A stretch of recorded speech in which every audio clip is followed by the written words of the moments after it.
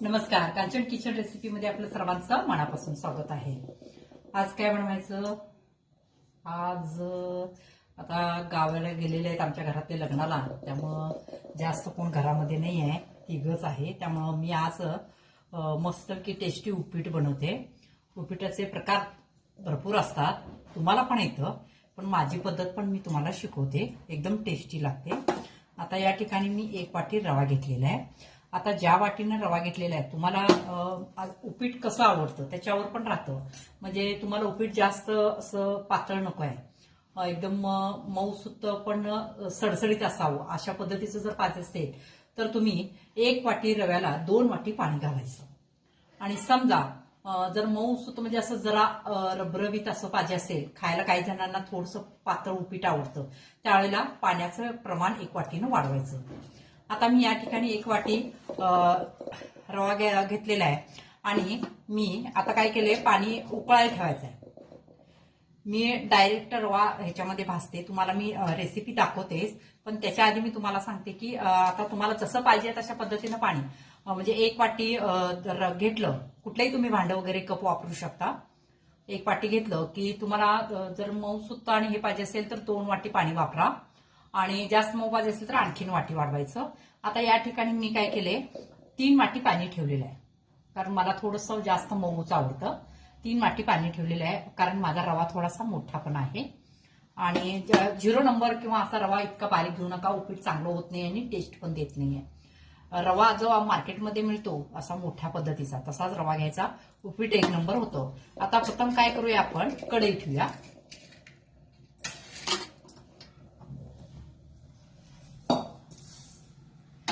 कढई घेतलेली आहे, आता याच्यामध्ये तेल घालायचं आणि पाणी गरम करायला ठेवते मी प्रथम। या गॅसवर मी पाणी गरम करायला ठेवलेलं आहे। आता याच्यामध्ये प्रथम तेल घालूया।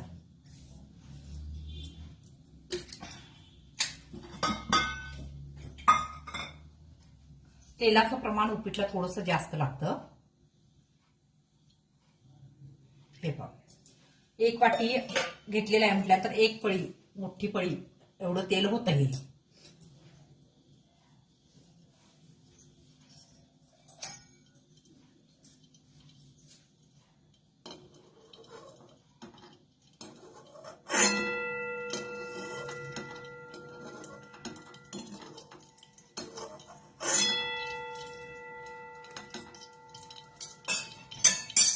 ह्या 1 पळीनं असं 1 पळी मोठी चालते। शेवटी कसं आहे, तेलाचं प्रमाण तुमच्या ह्याच्यावर राहतं। हे पहा, तेल चांगलं गरम झालेलं आहे। आता याच्यामध्ये काय करायचं, मोहरी टाकायची, पुन्हा जिरे, मोहरी चांगली तडतडली की मग याच्यामध्ये घालायचं कढीपत्ता,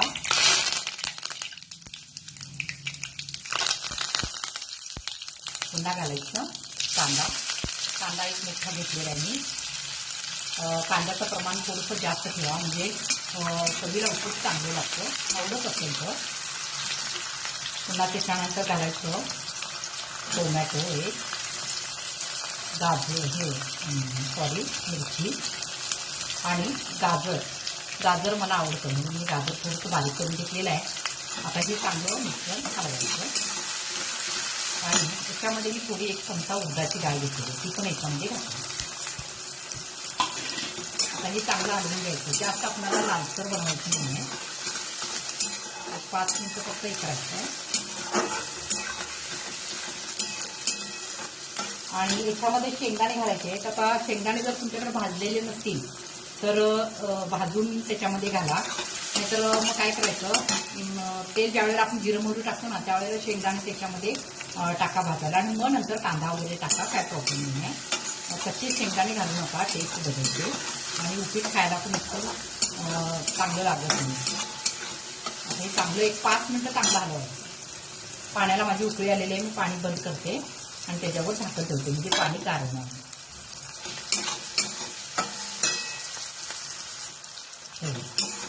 चांगला भाजलेला आहे कांदा, लालसर करायचं नाही। आता याच्यामध्ये शेंगदाणे माझ्याकडे भाजलेल्या डाळी होत्या, मी ते घालते।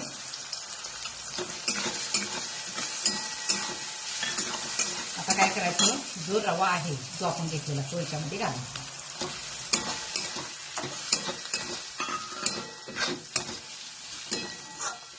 रवा याच्यामध्ये चांगला भाजायचा म्हणजे उपीट एकदम उत्कृष्ट होतं. तेलाचं प्रमाण तुम्ही तुमच्या आवडीनुसार कमी जास्त करू शकता, पण जास्त कमी ठेवू नका, आणि तर उपीट कसं होतं एकदम जास्त चिकट होतं तेलाचं प्रमाण कमी पडलं. आता हे चांगलं मिश्रण हलवून घ्या, चांगलं भाजायचं. हे रवा चांगला भाजलेला आहे, तेलात टाकल्यामुळे लवकर भाजतो.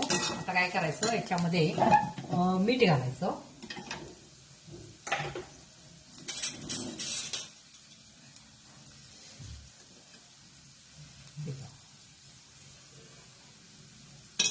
मीठ चेक करून घालायचं. आता काय करायचं, जे पाणी गरम केलेलं आहे ते याच्यामध्ये घालायचं आहे. मी 3 वाट्या पाणी ठेवलेलं आहे, ज्या वाटीने रवा घेतला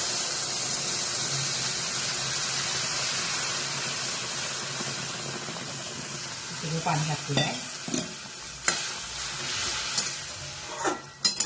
आता काय करायचं, याच्यामध्ये साखर घालायची. साखरेचं प्रमाण जास्त ठेवायचं थोडंसं, म्हणजे आवडत असेल तर घाला, पण साखरेने टेस्ट फार छान येते.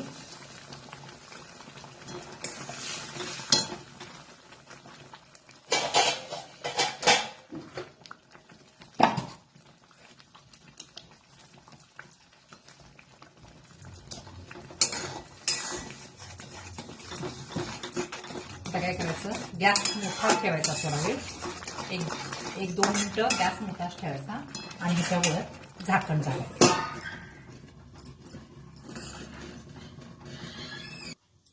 हे 1 मिनिट झालेलं आहे.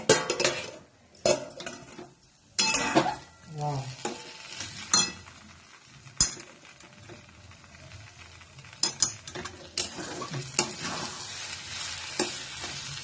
एक वाटीला मी 3 वाटी पाणी घातलं, तसं झालं.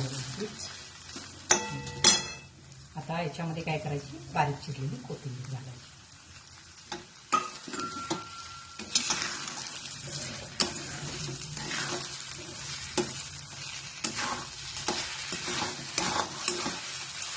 आणि ह्याच्यापेक्षाही तुम्हाला सडसड हवा असेल तर 2 वाटी पाणी घालायचं.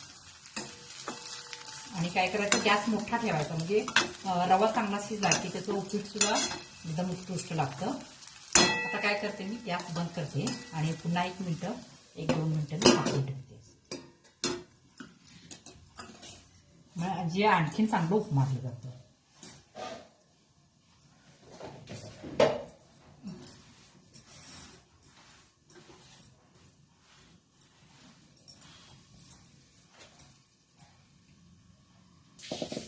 चला मग आपलं उपीट तयार झालेलं आहे, काढून घ्या.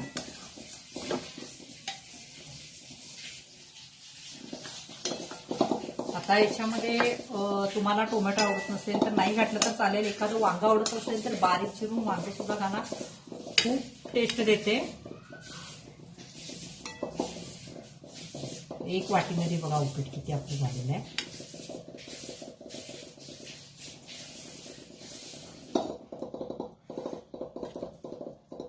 हे पहा, अशा पद्धतीनं उपीट आपलं तयार झालेलं आहे. आता याच्यावर आपण थोडंसं सजवूया, म्हणजे आणखीन त्याची चव वाढते.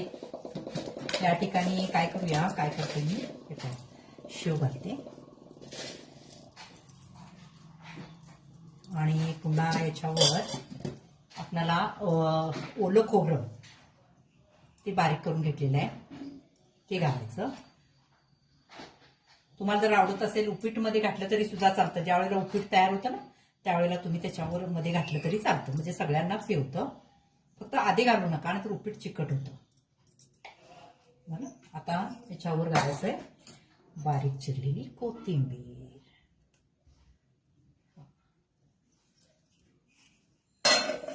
मस्त टेस्टी उपीट तयार झालेलं आहे पहा. आता खाण्यासाठी हे तयार झालेलं आहे. आता वाढताना तुम्ही अशा पद्धतीनं असंही करून करून प्लेटमध्ये दिलात तरी सुद्धा चालतं. हे पहा, हे उपीट आपलं तयार झालेलं आहे. एकदम सोपी पद्धत आहे. याच्यामध्ये तुम्हाला कुठली भाजी, म्हणजे जास्त करून म्हणजे याच्यामध्ये एकतर टोमॅटो वांग आणि बटाटा हेच मॅच होतं. दुसरं कुठल्याही ह्याच्यामध्ये भाजी जास्त करून मॅच करत नाहीये आणि टेस्ट पण देणार नाहीये. मग समजा तुम्हाला यातलं काहीच नाही आवडत असेल, नुसता कांदा आणि मिरची घालून जरी केला तरी सुद्धा खूप टेस्ट छान देते.